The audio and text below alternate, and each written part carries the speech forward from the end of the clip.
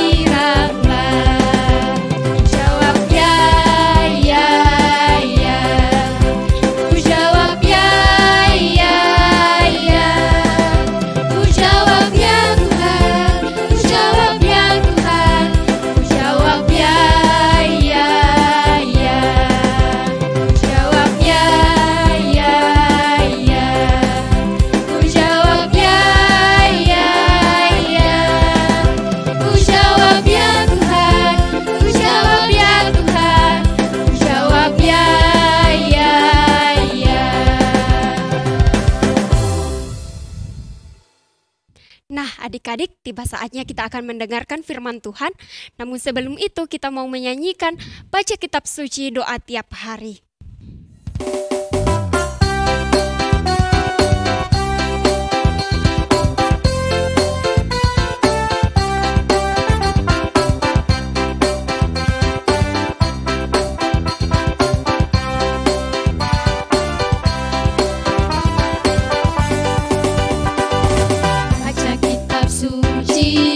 Tiap hari, doa tiap hari, doa tiap hari. Baca kitab suci, doa tiap hari. Kalau mau tumbuh, kalau mau tumbuh, kalau mau tumbuh, glory haleluya. Baca kitab suci, doa tiap hari. Kalau mau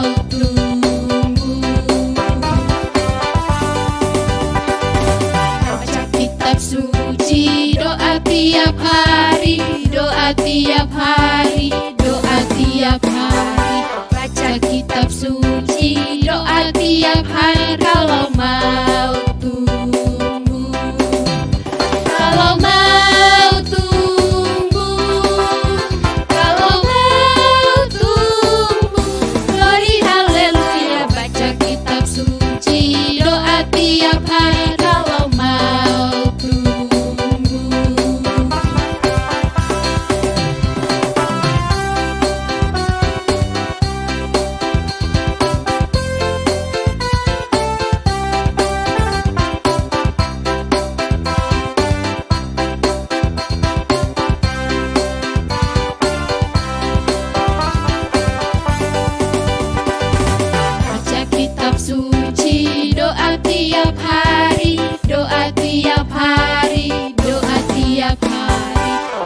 kitab suci, doa tiap hari. Kalau mau tumbuh, kalau mau tumbuh, kalau mau tumbuh, glory haleluya. Baca kitab suci, doa tiap hari. Kalau mau tumbuh,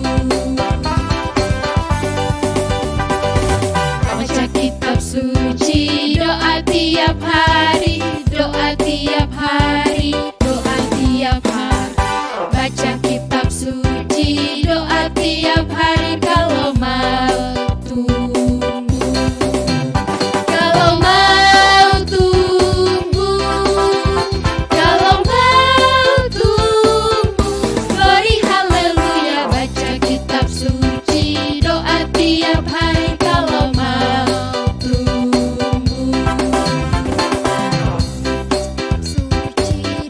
tiap hari, kalau mau tumbuh. Halo, selamat pagi adik-adik asuhan dan Indria. Selamat datang di sekolah minggu.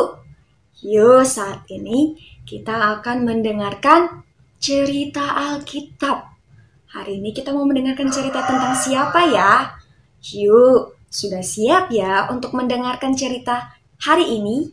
Kalau sudah siap, yuk Alkitabnya disiapin dulu dong. Dan duduk yang tenang, duduk yang manis. Bagaimana sikap ketika kita mau mendengarkan firman Tuhan? Yuk, sebelum kita mendengarkan firman Tuhan saat ini, Kakak Sefri ngajak kita untuk berdoa. Yuk lipat tangan, tutup mata. Tuhan Yesus yang baik, terima kasih pagi ini kami boleh bersama-sama kembali di sekolah minggu kami. Tuhan, Engkau menyertai kami, bahkan saat ini kami akan mendengarkan kebenaran firman-Mu. Tuhan yang memimpin kami, berikan kami pemahaman yang baik, pengertian yang baik, sehingga kami bisa mengerti apa maksud Tuhan saat ini. Dalam nama Tuhan Yesus, kami telah berdoa dan mengucap syukur. Amin. Nah, adik-adik yang di rumah, hari ini kita belajar tentang seorang tokoh. Namun sebelumnya, Kak Sefri mau tanya dulu nih.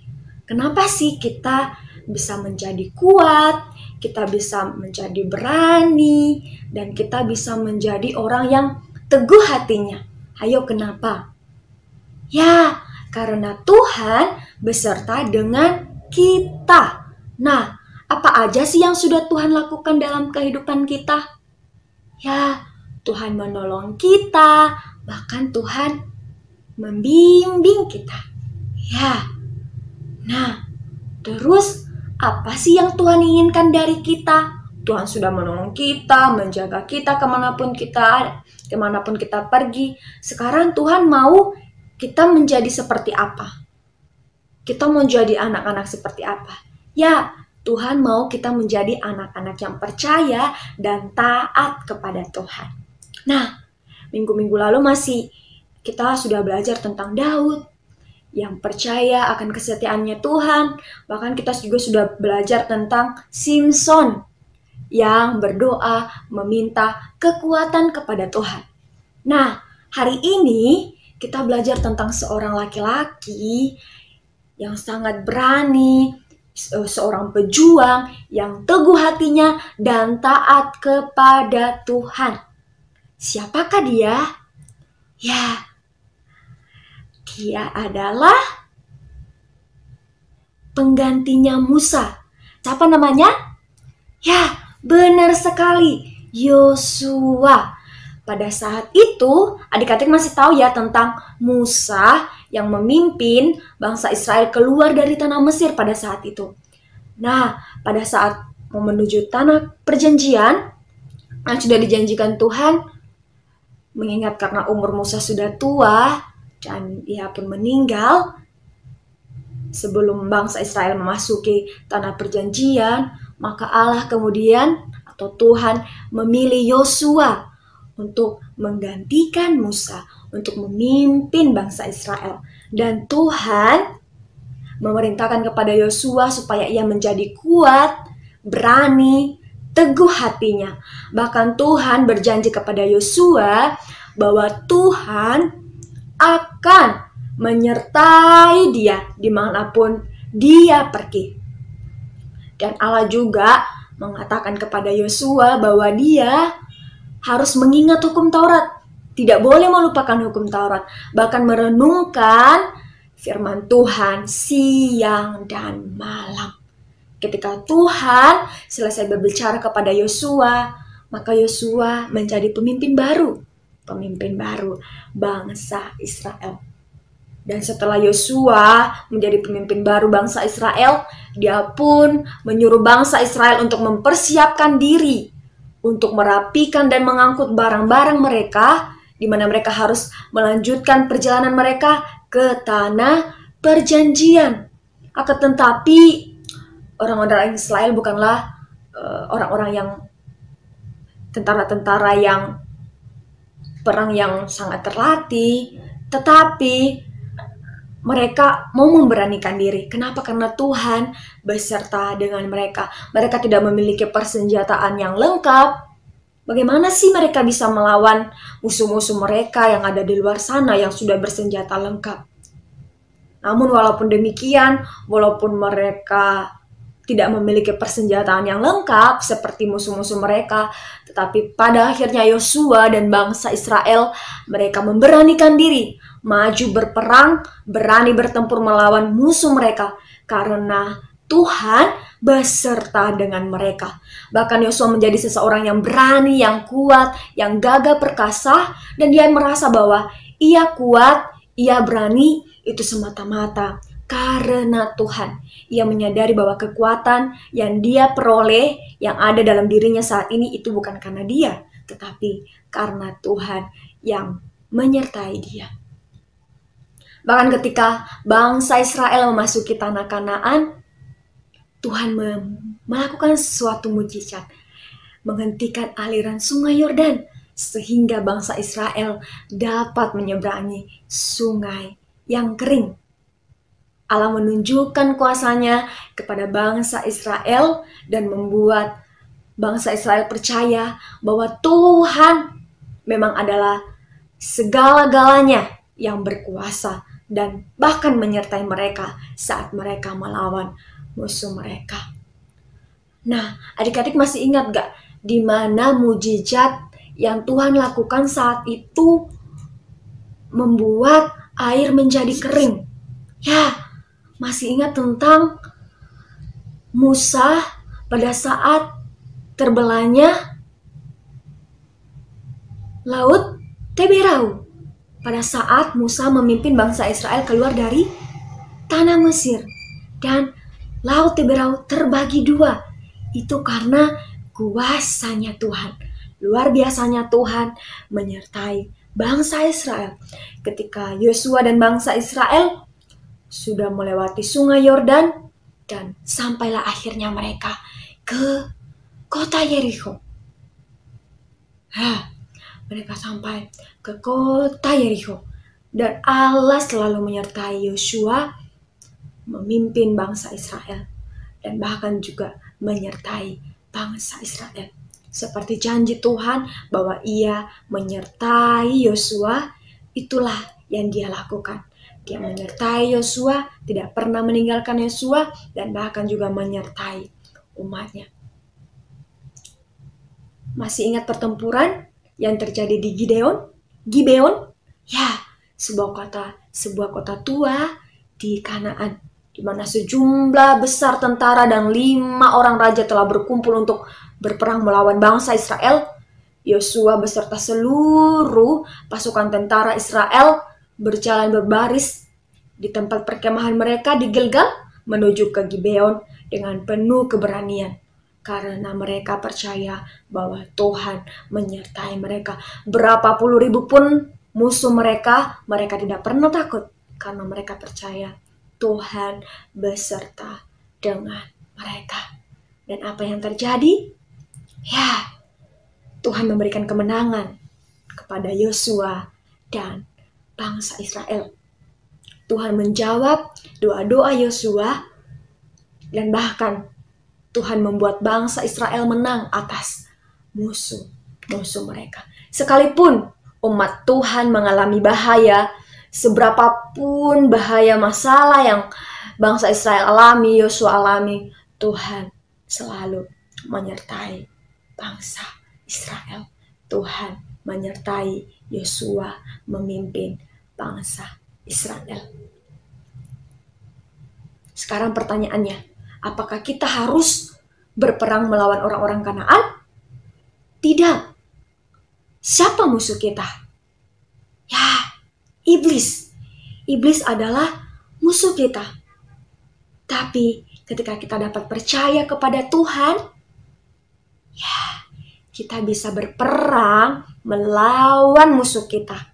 Kita bisa mengalahkan musuh kita. Seperti apapun musuh kita, ketika kita mau mengandalkan Tuhan, menyerahkan diri kita kepada Tuhan, kita boleh mengalami kemenangan. Seperti Tuhan Yesus yang telah mati di kayu salib untuk menebus dosa kita. Ya, Tuhan menebus dosa kita di atas kayu salib dan Dia bangkit di antara orang mati.